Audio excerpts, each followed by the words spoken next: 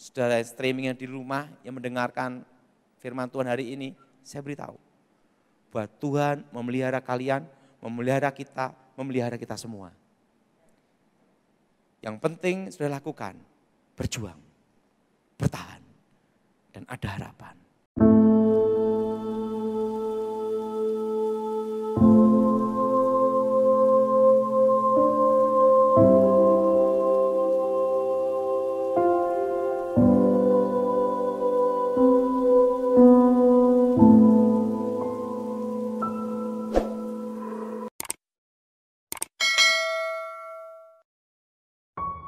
Satu Korintus pasal 13.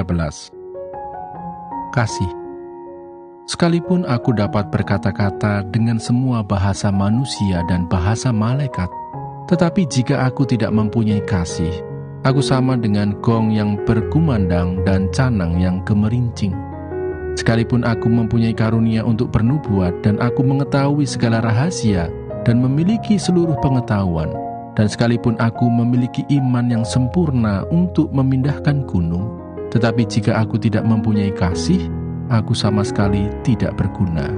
Dan sekalipun aku membagi-bagikan segala sesuatu yang ada padaku, bahkan menyerahkan tubuhku untuk dibakar, tetapi jika aku tidak mempunyai kasih, sedikit pun tidak ada faedahnya bagiku. Kasih itu sabar, kasih itu murah hati, ia tidak cemburu. Ia tidak memegahkan diri dan tidak sombong. Ia tidak melakukan yang tidak sopan dan tidak mencari keuntungan diri sendiri. Ia tidak pemarah dan tidak menyimpan kesalahan orang lain. Ia tidak bersukacita karena ketidakadilan, tetapi ia bersukacita karena kebenaran. Ia menutupi segala sesuatu, percaya segala sesuatu, mengharapkan segala sesuatu, sabar menanggung segala sesuatu. Kasih tidak berkesudahan. Nubuat akan berakhir, bahasa roh akan berhenti, pengetahuan akan lenyap. Sebab pengetahuan kita tidak lengkap dan nubuat kita tidak sempurna. Tetapi jika yang sempurna tiba, maka yang tidak sempurna itu akan lenyap. Ketika aku kanak-kanak, aku berkata-kata seperti kanak-kanak. Aku merasa seperti kanak-kanak, aku berpikir seperti kanak-kanak. Sekarang sesudah aku menjadi dewasa, aku meninggalkan sifat kanak-kanak itu. Karena sekarang kita melihat dalam cermin suatu gambaran yang samar-samar, tetapi nanti kita akan melihat muka dengan muka. Sekarang aku hanya mengenal dengan tidak sempurna, tetapi nanti aku akan mengenal dengan sempurna, seperti aku sendiri dikenal. Demikianlah tinggal ketiga hal ini, yaitu iman, pengharapan, dan kasih. Semua harapan kita kalau lulus sekolah Alkitab, itu ada yang jadi gembala, pendeta, sidang, pendeta macam-macam. Kalau saya enggak, saya lulus sekolah Alkitab penting sudah lulus gitu aja. Harapan saya tidak mengecewakan, penting saya punya doktrin. Doktrin yang benar lah di sekolah Alkitab, itu di Inteos, itu GSJA adalah. Dan apa yang terjadi? Rektor panggil saya, kamu lulus tapi tidak boleh meneruskan sekolah tinggi teologi ya. Kenapa?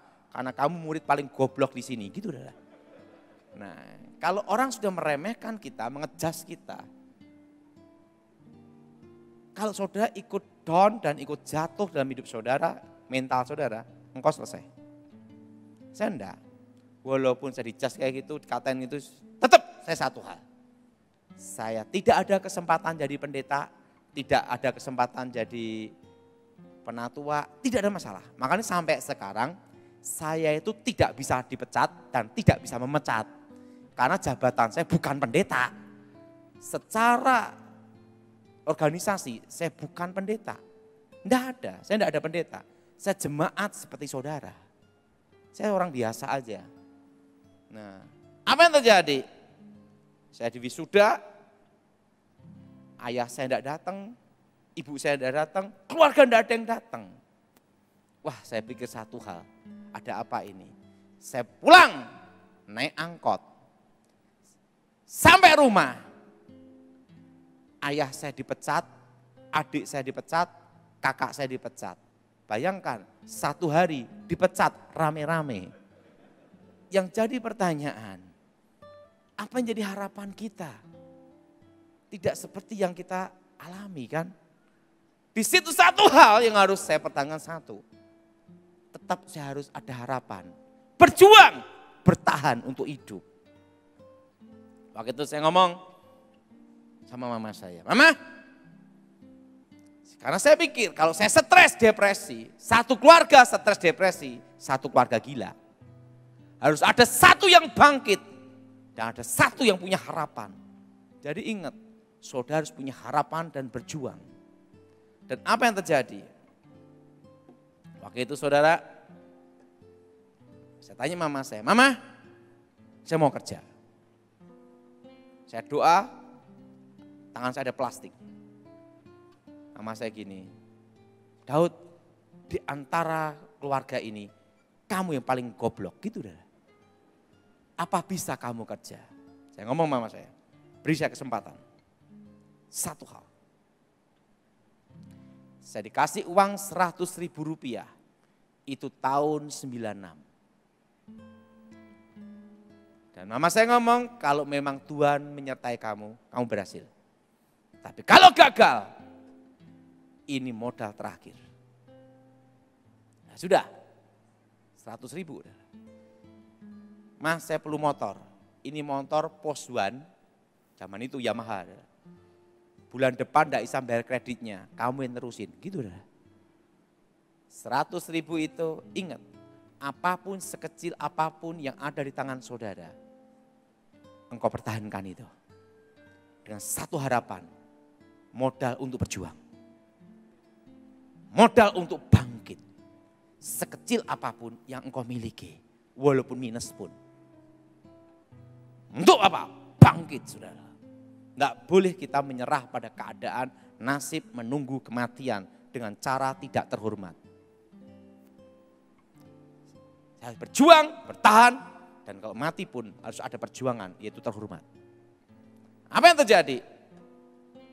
Dapat plastik 25 kilo HD kresek hitam. Saya beli di toko plastik Agen Kilat ada di Solo. Saya keliling plastik naik motor. Segala sesuatu yang dilandasi dengan doa itu ada namanya kekuatannya. Ada apa saudara? Ada apa saudara? Segala sesuatu yang kita landaskan dengan doa itu pasti ada kekuatan. Dan apa yang terjadi? Saya jual ke simbok-simbok sampai ke ini untung 3.000, 5.000. Apa yang terjadi? Dari omset 25 kilo jadi setengah kintal, 1 kintal, bertahan terus. Berjuang, berjuang, berjuang, berjuang. Hanya ada satu harapan, bahwa saya tidak boleh mati karena menyerah pada nasib. Harus berjuang dan bertahan, dan mati pun harus terhormat karena perjuangan. Dan apa yang terjadi? Untuk setengah ton, 1 ton, sampai puluhan ton, sampai jadi pabrik plastik. Dan sampai jadi pabrik plastik pun tidak ada utang bank. Nah itu dah. Pertama berjuang, tekun, komitmen. Dan dalam disiplin, ada disiplin waktu, ada disiplin kerja, ada disiplin istirahat. Kenapa saya beritahu istirahat pun harus ada disiplin? Saya masih ingat, saya kan pernah tugas di pengamanan presiden. Saya tugas tidak lama, dari 2004 sampai 2014. 10 tahun saya menjaga RI 1. Perintah langsung dari KSAD Kasat waktu itu. Dan 2004 saya perintahkan khusus untuk menjaga presiden. Itu harus menunggu telepon. Dan teleponnya itu langsung ibu presiden, kan ring 1. Perintah khusus. Tidur hanya 3 sampai 4 jam. 3 sampai 4 jam saja. Dan begitu ada telepon khusus, langsung tek, siap, perintah, siap, perintah, siap, gitu terus. Dan handphone itu saya mandi, saya tidur kemana harus dibawa. Karena itu perintah khusus. Di situ saya lihat jamnya ibu tidak telepon, jamnya kasat tidak telepon jam berapa. Hanya ada jam 12 ke atas sampai jam 3, jam 4. Karena mereka juga perlu tidur kan itu dah. Nah, jam itu dari jam 12, jam 3 saya belajar disiplin supaya bisa tidur. Tak merem-meremkan gini dah. Pertama nyoba itu susah untuk start tidur itu. Tapi setelah setengah tahun baru bisa. Kalau tidak, saya tidak bisa istirahat. Dan setahun aja bisa gini. Stroke, karena tidak tidur sama sekali kok, betul? Nah, di situ yang namanya disiplin istirahat, disiplin tidur harus ada, saudara. Jelas, saudara? Harus ada apa, saudara? Disiplin, saudara? Istirahat, disiplin waktu. Nah, dan sampai sekarang saya selalu ngajarkan apa? Disiplin sama anak-anak saya. Saya mau kemana? Misal jam berapa gini, oh jam 1. Misal kemarin saya dikasih tahu jam 1 saya akan dijemput. Sebelum jam 1 harus ada di lokasi. Jam 12 saya tunggu. Kenapa? Disiplin. Orang kalau mau berhasil dalam pelayanan pun, dalam kerja apapun, dia harus bisa ngatur waktu, disiplin. Saudara bisa bekerja luar biasa untungnya. Tetapi kalau engkau tidak bisa disiplin istirahat, tidak bisa ngatur waktumu istirahat, sakit apa gunanya? Betul? Betul? Betul? Makanya disiplin itu penting. Waktu, banyak orang tuh waktu tahulah, kerja tahulah, tapi yang diremehkan orang itu satu, disiplin istirahat. Apa saudara? Kita ini, badan kita ini perlu waktu apa saudara? Istirahat.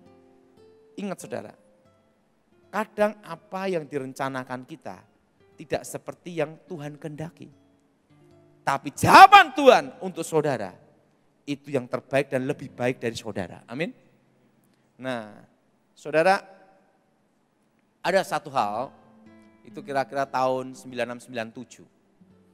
Dan itu saya masih ingat, diberi pesan khusus sama Tuhan, itu untuk tahun 25 tahun yang akan terjadi atas Indonesia. Dan pemulihan Indonesia. Tetapi saya tidak berani mengatakan. Kenapa tidak berani mengatakan? Karena kalau saya katakan dianggap orang gila. Orang stres, orang gila. Hal itu saya simpan terus. 2004, waktu saya diminta jaga presiden, itu pun saya tidak berani membicarakan. Kenapa? Kalau saya bicarakan pasti dianggap gila sama stres. 2004, 2014. Waktu itu saya ketemu Kasat 2013 bulan Februari. Di situ saya disumpah untuk merahasiakan operasi khusus dan lain-lain, semualah pokoknya disumpah di situ. Itu di 2013 sama bulan Februari. Karena itu kan untuk negara. Itu harus ada sumpah setia namanya, tidak boleh membocorkan, tidak boleh ini gitu. Itu 2013. 2014 saya bebas dan kembali ke keluarga, kembali ke gereja, kembali ke masyarakat. Waktu itu,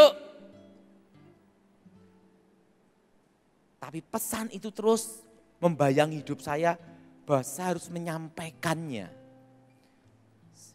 Karena sudah tidak kuat saya datang kepada seorang ahli ekonomi dan kawan saya baik 15 tahun. Namanya Gunawan Yusuf yang punya Gulaku Sugar Group. Sugar Group adalah, itu kawan saya baik. Saya ngomong sama Pak Gunawan Yusuf, dia dari Katolik adalah. Pak Gun, saya ada masalah. Dan ini saya pendam sampai bertahun-tahun. Coba, saya mau dengar. Apa pesannya waktu kamu ketemu Tuhan? Bahwa Indonesia akan terjadi resesi ekonomi, akan terjadi krisis. Dan Indonesia dipulihkan 25 tahun dan pulihnya total itu 2035. Setitik terang akan datang 2023, awal pemulihan. Coba, sekarang apalagi anginnya akan datang 2018 dan badainya akan datang 2020. Menuju 2023 terjadi stagnat ekonomi akan berhenti tidak bergerak. Itu di 2020. Menuju 2023, awal pemulihan, setitik terang datang. Setitik aja. Langsung Gunawan Yusuf ngomong, Pak Daud, kalau itu pesannya coba saya akan olah data baik dari negara, BI, semua akan saya ingat. Langsung dia lihat cadangan devisa, gini-gini semua. Dihitung semua ini. Obligasi, sun, utang negara, apa semua. Begitu dihitung semua, Pak Daud, saya kasih tahu. Mungkin masuk akal. Duh, masuk akal berapa? Nah, karena masuk akal inilah ada semangat saya. Masuk akal. Nanti tahun 2020-2021, utang negara kita tembus 5.000 triliun. Dan yang kedua, dolar akan tembus 14.000. Dasarnya ini, cadangan devisa, sun, obligasi, semua data dibuka. Tetapi jadi pertanyaan satu Pak Daud. Dikatakan di 2020, Indonesia mengalami stagnat ekonomi. Ekonomi berhenti dan tidak bergerak seluruh Indonesia. Yang bisa melakukan hal ini terjadi hanya ada dua. Pertama, bila terjadi kudeta, pemberontakan. Kedua, wabah. Hanya ada dua ini, salah satu dari ini yang bisa mengakibatkan ekonomi berhenti total. Tidak ada pergerakan.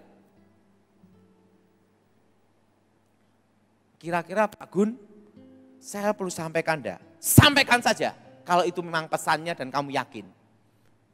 Dan apa pesannya lagi? Berkebun. Karena terjadi krisis pangan. Dunia. Langsung dia ngomong beritahu saya, tanya satu toh. Pak Daud kan di pengamanan presiden. Oke. Pak Daud udah lapor pajak belum? Belum. Sekarang 2015 ini ikut teks amnesti, pengakuan dosa, cuci dosa. Langsung, oke, teks amnesti, pajak udah lapor semua, sudah.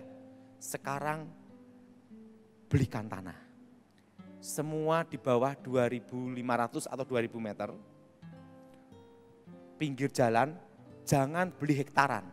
Hektaran nanti jualnya susah.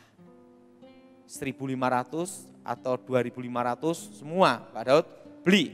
Oke, setelah beli Pak Daud tanemin dan pelihara sapi. Walaupun di desa pinggir jalan 2 mobil lewat, jalan aspal. Lakukan kata saya. Pak Daud kan uangnya kecil, beda dengan saya. Kan dia gulaku sugar group. Oke, langsung. 2017 saya mulai beli tanah semuanya untuk berkebun. Untuk apa? Mempersiapkan yang akan terjadi di 2020. Waktu saya nyampaikan pesannya, apa yang terjadi? Dianggap orang gila beneran. Karena ekonomi baik-baik saja. Tidak ada masalah di 2014, 2017. Dan hal ini pernah saya khotbahkan di YHS. Waktu itu masih Betani. Siapa yang masih ingat? Coba angkat tangan. Ada 2 yang ingat. Itu saya sampaikan itu. Nah, 2020 Januari. Waktu itu kan saya ngomong, badainya datang 2020 ini. Waktu itu pendeta-pendeta mecat saya tidak bisa. Karena saya bukan pendeta. Datangi Gilbert. Pak Gilbert, ini Pak Daud ini kan orangmu. Ini bikin masalah keresahan. Mengatakan 2020 akan terjadi badainya datang, resesi ekonomi datang, ekonomi akan berhenti total. Gilbert gini, ini kan masih Januari 2020. Kita tunggu aja Desember 2020. Kalau itu memang pesannya, pasti terjadi. Januari, Februari, Maret, April. Semua stop, berhenti kerja semua. pendeta-pendeta yang datang Gilbert ikut karantina juga. Stop semua. Perlu udah tahu apa pesannya sebenarnya.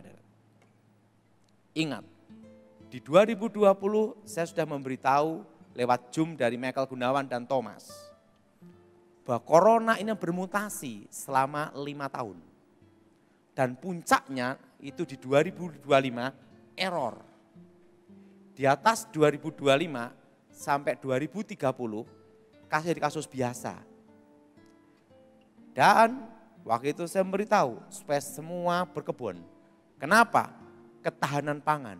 Akan terjadi krisis pangan. Apa saudara? Krisis apa saudara? Pangan. Dan waktu itu saya memberitahu supaya jangan utang bank. Dan kalau utang segera dilunasin. Nah kalau tidak bisa lunasi gimana? Jangan nambah utang.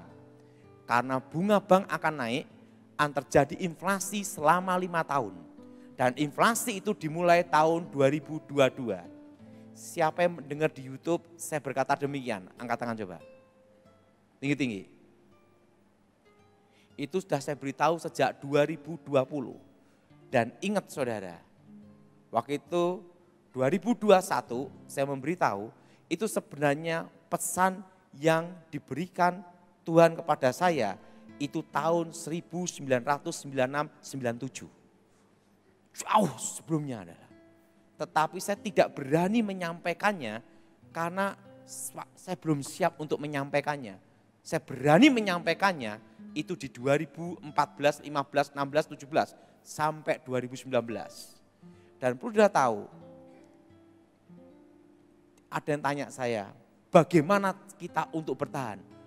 Selama 2 tahun ini jangan ada pengembangan bisnis apapun. Kecuali batu bara atau nikel, mining. Beda. Yang industri lainnya jangan ada pengembangan sampai 2 tahun. Dari tahun ini sampai 2024. Kenapa? Ini penjelasannya. Setelah itu saya baru mengerti, oh berarti kejadiannya seperti ini. Karena itu pesannya itu tahun 96-97. Perlu udah tahu, inflasi ini akan terjadi terus sampai 5 tahun, puncaknya itu di 2027. Dan tahun ini adalah permulaan. Ikutnya semua, permulaan. Apa saudara?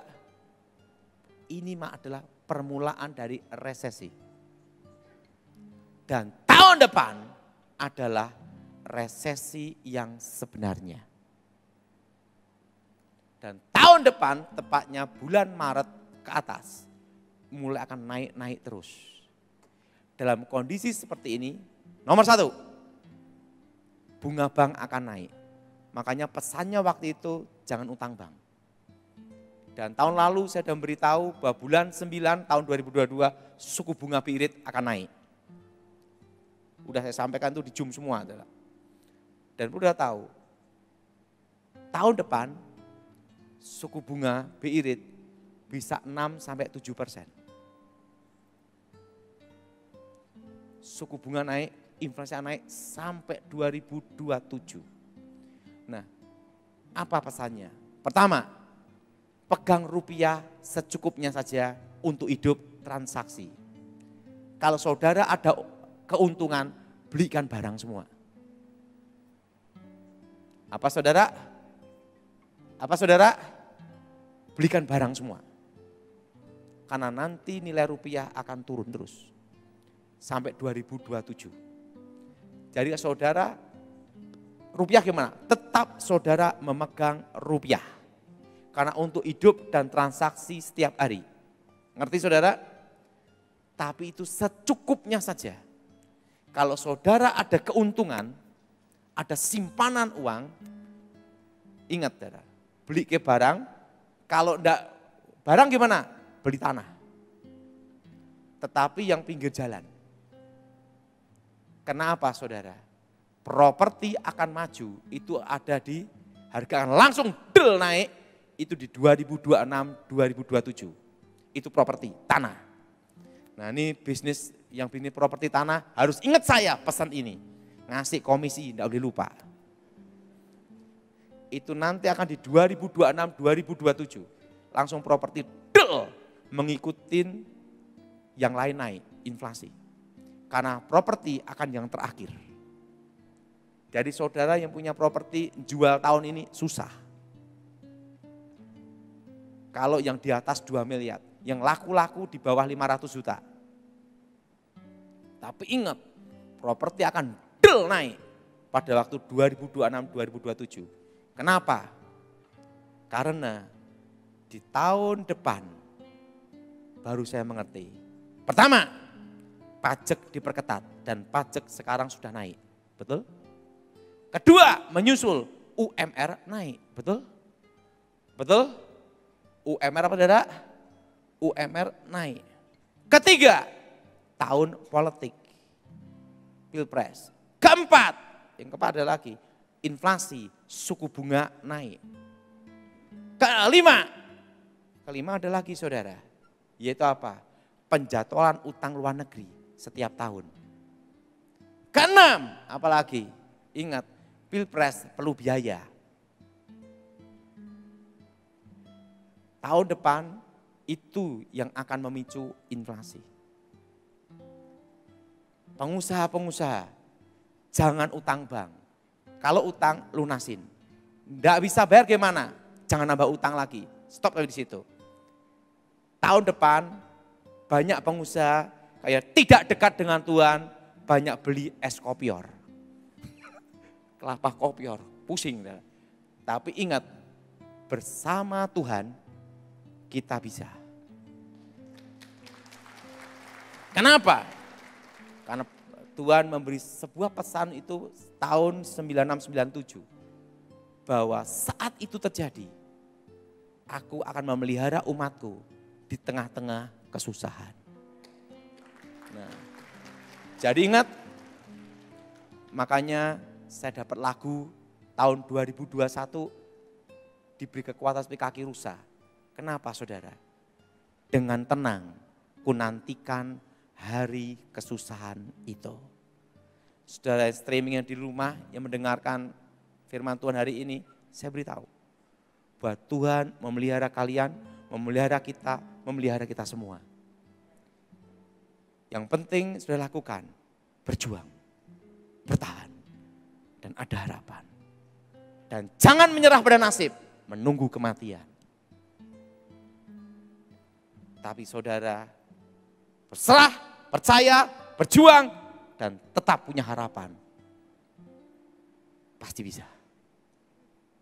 Yang jadi pertanyaan, Pak, yang kena dampaknya resesi itu di mana? Hanya kota-kota besar. Jakarta, Bandung, Surabaya, Semarang, Medan, Makassar. Kalau yang pinggir-pinggir kota, desa-desa aman-aman saja. Kenapa? Di Malang pun juga aman-aman saja. Tidak terlalu berat masalah resesi. Kenapa?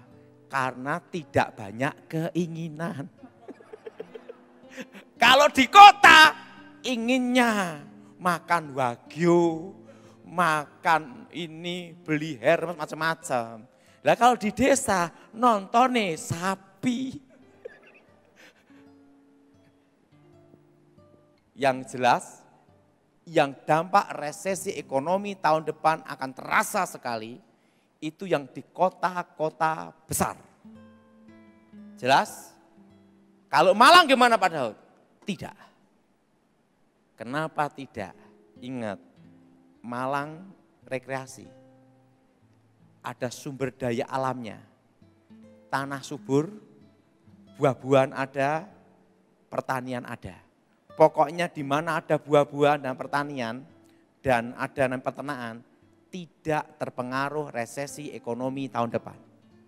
Hanya pengaruhnya satu toh, belanjanya ingat harus direm jangan banyak-banyak, itu aja. Makanya saya sarankan sama jemaat, lebih baik jangan bawa kartu kredit, nanti gesek terus lupa bayare. Karena apa?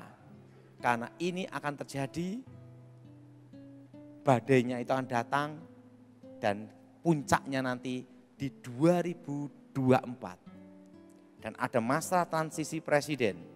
Dan ingat, puncak dari resesi ini ada 2024. 2025 mulai semua jalan. 2026, 2027. Jadi saudara, sebenarnya saya khotbahkan ini adalah lagu lama kaset baru. Karena itu pesan tahun 96-97. Saya sendiri pun 2017 saya beli tanah itu kira-kira hampir 2,5 sampai 3 hektar. 2.500, 2.000 meter berbagai tempat. Nah, kebun saya sama kebunnya Pak Yabes, adiknya Pak Yusa, deket. Nah, itu jadi benar saudara. Sayuran, buah-buahan itu dari kebun. Saya tanam durian musangking, durian hitam, dan pohon-pohon durian udah tinggi, dan apokat, semua ada. Saya pelihara sapi, itu semua. Itu saya persiapkan untuk 2020, sejak 2017. Walaupun orang mengatakan gila, saya jalan terus saudara. Tapi satu hal yang saya sadari, ingat, bahwa Tuhan memelihara kita. Dan saudara yang di Malang, aman semua. Nah, yang bisnis properti, tolong ingat saya, komisi 2%. Karena apa? Nanti di 2026, di 2027, itu nanti properti akan menyusul. Karena properti selalu yang terakhir. Setelah inflasi, 2026, 2027. Nah, saudara yang punya properti, jangan dijual dulu. Karena apa? Daya beli masyarakat turun itu sampai 2 tahun. Sampai berapa lama saudara? Sampai berapa lama saudara? 2 tahun. 2025 itu baru start semuanya. 2026 semua akan mengikuti penyesuaian. 2026, 2027. Jadi saudara, kalau yang tidak kepepet sekali, jangan jual dulu. Kalau jual sekarang, engkau akan ditekan habis harga. Dan usahakan jangan menjaminkan rumah tinggal. Itu pesan saya. 1 Korintus pasal 13. Kasih. Sekalipun aku dapat berkata-kata dengan semua bahasa manusia dan bahasa malaikat, tetapi jika aku tidak mempunyai kasih, aku sama dengan gong yang berkumandang dan canang yang gemerincing. Sekalipun aku mempunyai karunia untuk bernubuat dan aku mengetahui segala rahasia dan memiliki seluruh pengetahuan, dan sekalipun aku memiliki iman yang sempurna untuk memindahkan gunung, tetapi jika aku tidak mempunyai kasih, aku sama sekali tidak berguna. Dan sekalipun aku membagi-bagikan segala sesuatu yang ada padaku, bahkan menyerahkan tubuhku untuk dibakar, tetapi jika aku tidak mempunyai kasih, sedikit pun tidak ada faedahnya bagiku. Kasih itu sabar, kasih itu murah hati, ia tidak cemburu, ia tidak memegahkan diri dan tidak sombong, ia tidak melakukan yang tidak sopan dan tidak mencari keuntungan diri sendiri, ia tidak pemarah dan tidak menyimpan kesalahan orang lain, ia tidak bersukacita karena ketidakadilan, tetapi ia bersukacita karena kebenaran. Ia menutupi segala sesuatu, percaya segala sesuatu, mengharapkan segala sesuatu, sabar menanggung segala sesuatu. Kasih tidak berkesudahan. Nubuat akan berakhir, bahasa roh akan berhenti, pengetahuan akan lenyap. Sebab pengetahuan kita tidak lengkap dan nubuat kita tidak sempurna. Tetapi jika yang sempurna tiba, maka yang tidak sempurna itu akan lenyap.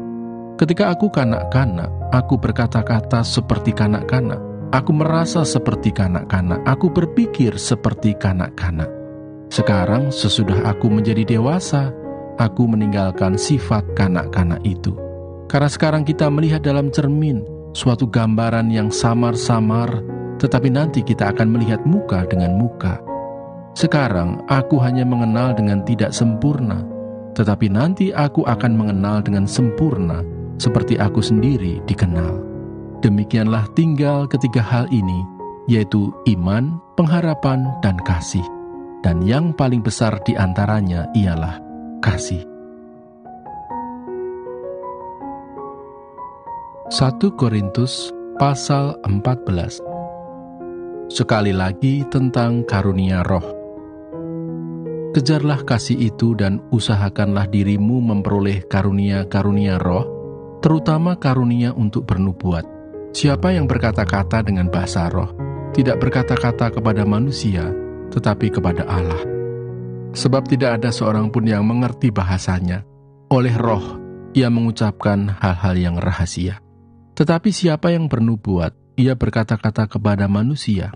Ia membangun, menasehati, dan menghibur. Siapa yang berkata-kata dengan bahasa roh, ia membangun dirinya sendiri. Tetapi siapa yang bernubuat, ia membangun jemaat. Aku suka supaya kamu semua berkata-kata dengan bahasa roh. Tetapi lebih daripada itu, supaya kamu bernubuat. Sebab orang yang bernubuat lebih berharga daripada orang yang berkata-kata dengan bahasa roh. Kecuali kalau orang itu juga menafsirkannya, sehingga jemaat dapat dibangun. Jadi saudara-saudara, jika aku datang kepadamu dan berkata-kata dengan bahasa roh, apakah gunanya itu bagimu? Jika aku tidak menyampaikan kepadamu penyataan Allah atau pengetahuan atau nubuat atau pengajaran, sama halnya dengan alat-alat yang tidak berjiwa, tetapi yang berbunyi seperti seruling dan kecapi, bagaimanakah orang dapat mengetahui lagu apakah yang dimainkan seruling atau kecapi, kalau keduanya tidak mengeluarkan bunyi yang berbeda? Atau, jika nafiri tidak mengeluarkan bunyi yang terang, siapakah yang menyiapkan diri untuk berperang? Demikianlah juga kamu yang berkata-kata dengan bahasa roh. Jika kamu tidak mempergunakan kata-kata yang jelas, bagaimanakah orang dapat mengerti apa yang kamu katakan? Kata-katamu sia-sia saja kamu ucapkan di udara. Ada banyak, entah berapa banyak, macam bahasa di dunia. Sekalipun demikian, tidak ada satupun di antaranya yang mempunyai bunyi yang tidak berarti. Tetapi jika aku tidak mengetahui arti bahasa itu, aku menjadi orang asing bagi dia yang mempergunakannya, dan dia orang asing bagiku. Demikian pula dengan kamu. Kamu memang berusaha untuk memperoleh karunia-karunia roh, tetapi lebih daripada itu, hendaklah kamu berusaha mempergunakannya untuk membangun jemaat. Karena itu siapa yang berkata-kata dengan bahasa roh, ia harus berdoa supaya kepadanya diberikan juga karunia untuk menafsirkannya.